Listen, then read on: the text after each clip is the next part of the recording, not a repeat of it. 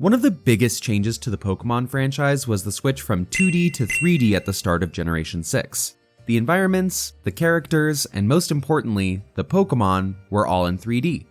While this wasn't the first time Pokémon had been given three-dimensional models, it was the moment the franchise saw away with their original designs, sprites. Because of the limitations of early handheld systems, Pokémon were displayed as two-dimensional pixel art images, also known as sprites. And each and every Pokémon had not one, but two sprites, one for the front and one for the back when the player sent them out. And some of these back sprites were interesting. Double cheeked up! By Gen 5, Game Freak had their designs pretty dialed in, but Gens 1 through 4 had a wide variety of quality, ranging anywhere from perfect to questionable to downright ridiculous.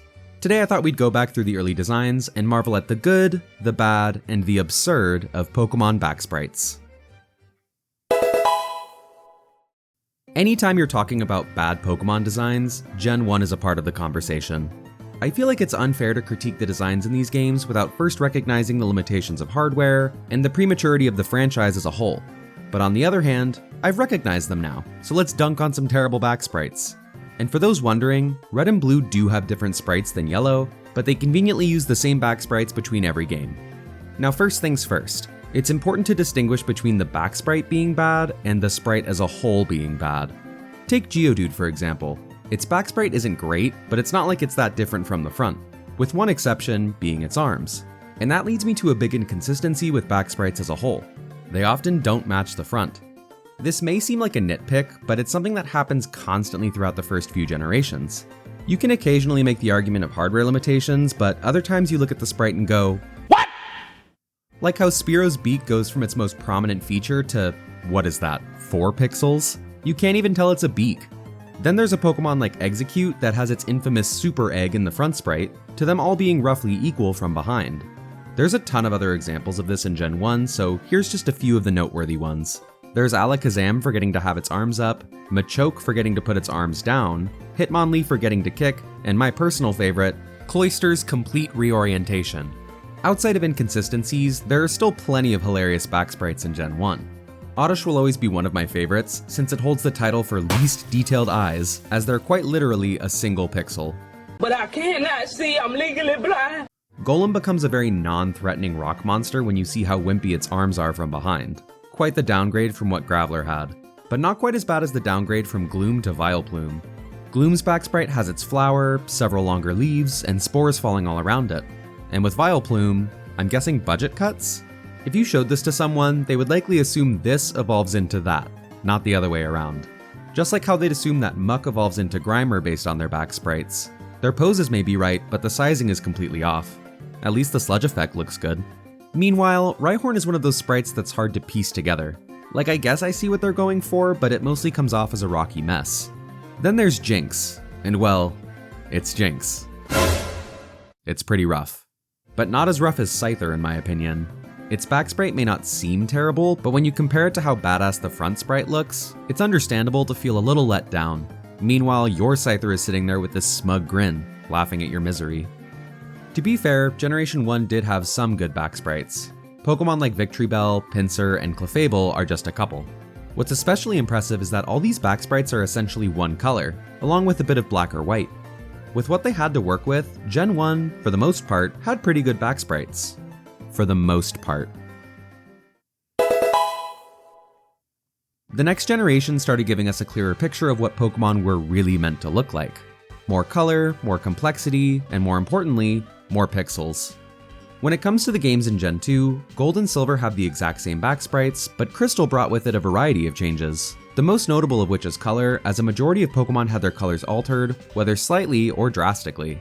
Some examples of this include Spearow, which had its wings changed from brown to red, Tangela, which went from a teal to a dark blue, or Spinarak, which went from being extremely dark to a much more vibrant green. There are plenty other examples of this, but the most significant one to me has to be Sneasel. It went from being brown with light blue feathers to the black with red feathers we all know today. I would love to hear the story of what prompted this change. Was it always supposed to be black and red, or was the first design just so bad they had to change it? Either way, I'm glad they did. Croconaw is another Pokemon with a significant color difference, but color is just one of the many changes to happen to it. Its teeth got moved, its eye was changed, its head spikes are different, even its yabba dabba doo ass fake clothing was switched around. They must have looked at the first design and said, Croco, nah. Oh, brother, this guy stinks!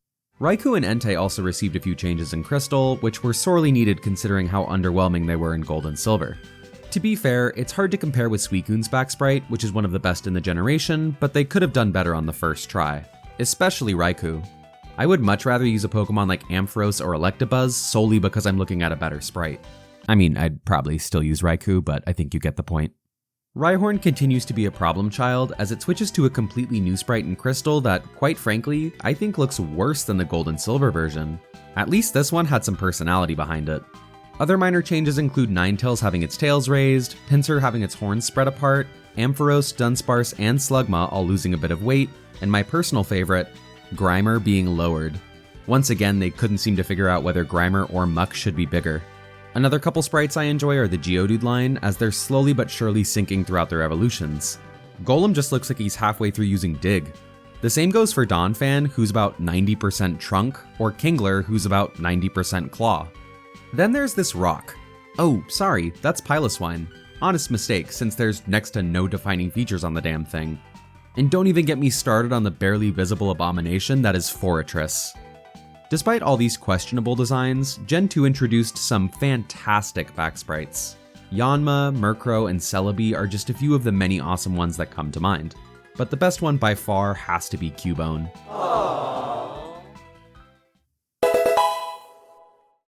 You'd think by this point Game Freak would have a good handle on things, but Gen 3's sprites were all over the place. Not only do Ruby and Sapphire have several different sprites than Emerald, but FireRed and LeafGreen implemented many changes. However, they only altered Gen 1 Pokemon, as anybody from Gens 2 or 3 have the same back sprites from Emerald. I really wish I could have been in the room where these decisions took place. Like, who was the guy that thought Wartortle was too blue and that it clearly needed to be changed to purple, only to be turned back to blue a few generations later? Clearly they needed to think about these decisions a bit further. Like how they should have thought about their design for Feraligatr for more than a few seconds. You know, just take a look, see if anything stands out. Damn, boy, he's thick! Boy, that's a thick-ass boy! Damn! Speaking of butts, one back sprite that always got me as a kid was Kirlia. When I was younger, it always weirded me out that Kirlia was sticking its butt out at me. But now that I'm an adult, now I think, Kirlia's back has to be broken. What is that stance? The line for its center of gravity and the line where its neck lies are way too far apart.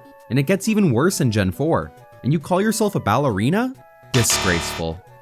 Just like in Gen 2, height continues to be an issue, as several Pokemon are just barely visible in their back sprites. Metagross is one that jumps out to me, as it's pretty underwhelming for a pseudo-legendary. Dustox is another one that cracks me up, as it further solidifies that you should go with Beautifly 9 times out of 10. But by far, the worst one has to be Wailord. For a 47-foot-long Pokemon that's supposed to be lighter than air, it certainly has trouble rising to the occasion. I'm not saying the sprite would be better if it was raised up, but for being one of the largest Pokemon, this is pitiful. Other noteworthy sprites include Scyther, as it continues to be underwhelming, Huntail, which, similar to Gen 1 Wigglytuff, is high out of its mind, Crawdaunt, which is actively having a panic attack, and Kyogre, which looks like the Jetix logo. Anybody here remember Jetix? It was the TV network that came before Disney XD. They had shows like Yin Yang Yo and Puka. Damn, I feel old. Let's take a quick moment and appreciate the great back sprites of Generation 3. Mawile is the perfect example of a back sprite done right, as it's one of the few whose back sprite is arguably better than the front. Kangaskhan's design is also great, but that might just be because it's one of the rare times we get to see the baby out of its pouch. Lastly, I think Seviper was handled very, very well. This sprite makes it look super menacing, and I'm glad they went through the effort to get as much of the Pokemon in there as possible. It's certainly better than them phoning in most of the design. Salamence. Like I said earlier, FireRed and LeafGreen came with many alterations to Gen 1 Mons, mostly in the way of color changes. However, there were other modifications made, such as the lengthening of Pidgeot's mane, unslanting Drowsy's eye, giving Ninetales fuller tails, or the best one of all, making Gengar gain about 35 pounds. Like I said, there's a whole list of changes made, so feel free to check out the differences. I included a link in the description to see all the sprites for yourself. Let me know which ones jump out to you. And while you're doing that, be sure to leave a like and subscribe. My dog and I would both appreciate it. By the time Diamond and Pearl came around, Game Freak pretty much had their sprites figured out. But that didn't stop them from making some questionable choices anyways. The most outrageous one being what they did to my boy Flygon. In Gen 3, his back sprite was perfect, and in Gen 4, they made him the Hunchback of Hoenn. And it's not like this makes sense based off the front sprite.